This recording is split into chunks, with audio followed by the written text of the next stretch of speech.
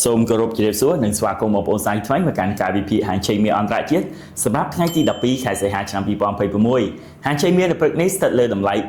$4,400នៅក្នុង1អោនស្មើប្រហែលតម្លៃហាងឆេងមៀខ្មែរយើងគឺ$5,300នៅក្នុង1តម្លឹងឬក៏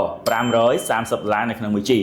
ញ្ចឹងហាងឆេងមៀនៅពេលនេះគឺបន្តរក្សាទំនោរឡើងដដែល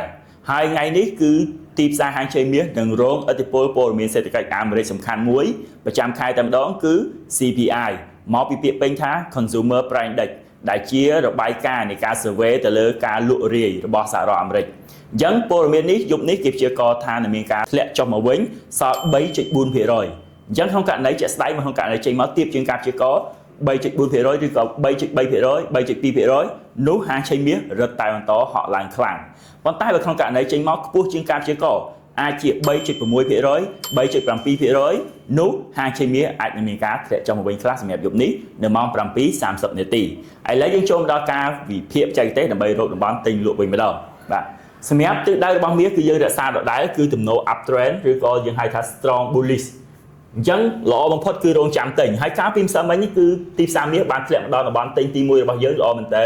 គឺតំបន់$4,370និងតំបន់$4,360ក្នុង1អោនអញ្ចឹងទីផ្សារបានធ្លាក់ចុះហើយបានឡងជើងទី1និងធ្លាក់មកម្ដងទៀតក៏បានឡងម្ដងទៀតអញ្ចឹងតំបន់នេះគឺនៅរក្សាជាតំបន់ support ល្អមួយនៅក្នុងការរងចាំទិញដដែលបាទហើយក្នុងករណីយប់នេះ CPI ចេញមក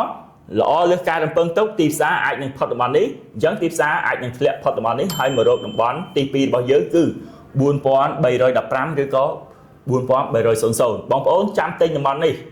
ហើយប្រើ stop loss នៅក្រោមតំបន់$4,300បាទហ្នឹងគឺជាតំបន់ទិញទី2របស់យើងហើយតំបន់ទិញទី3ចុងក្រោយគឺនៅដដែលដោយម្សិលមិញដដែលគឺតំបន់$4,260មកកាន់តំបន់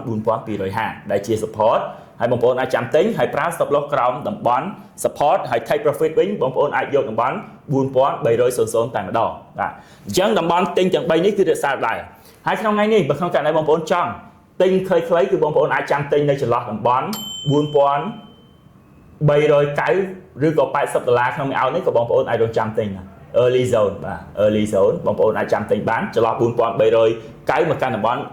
$4,380ក្នុង1អោនក៏បងប្អូនអាចទិញបានហើយបងប្អូនលក់បងប្អូនអាចចាំលក់នៅ resistance របស់យើងតែម្ដងគឺ$4,450ទៅកាន់តំបន់$4,460ដែលជា resistance ដែលទីផ្សារឡើងទៅដល់ហើយបកចុះមកវិញអញ្ចឹងក្នុងថ្ងៃនេះបងប្អូនអាចរងចាំលក់ទៀតបានប៉ុន្តែសូមបញ្ជាក់មុនម៉ោងព័ត៌មានមិនមែនក្រោយម៉ោងព័ត៌មានទេបាទសម្រាប់តំបន់លក់ទី2របស់យើងគឺ$4,500ទៅកាន់តំបន់$4,510ទីផ្សារអត់ទាន់ដល់ទេប៉ុន្តែបងប្អូនក្នុងករណីទីផ្សារឡើងដល់តំបន់នេះបងប្អូនអាចរងចាំលក់បានហើយប្រើ stop loss លើតំបន់$4,510នៅតំបន់លក់ចុងក្រោយរបស់យើងគឺតំបន់$4,570ទៅកាន់តំបន់$4,580អញ្ចឹងដូចខ្ញុំបានបញ្ជាក់អញ្ចឹងថាទិសដៅមាសគឺទំនោរឡើងអញ្ចឹងការលក់គឺសុទ្ធតែប្រឆាំងជាមួយនឹងទំនោរទីផ្សារដូច្នេះរាល់ការលក់បងប្អូនគួរតែរងចាំ confirm bearish candlestick ឬក៏ break of structure នៅ time frame ទៅ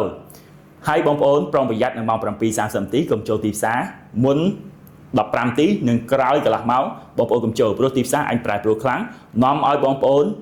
ខាតបង់ច្រើនឬក៏ចំណេញច្រើនដូចគ្នាបាទអញ្ចឹងចុងក្រោយជូនពរបងប្អូនទាំងគ្នាឲ្យចូលចំណេញគ្រប់គ្នាសូមអរគុណ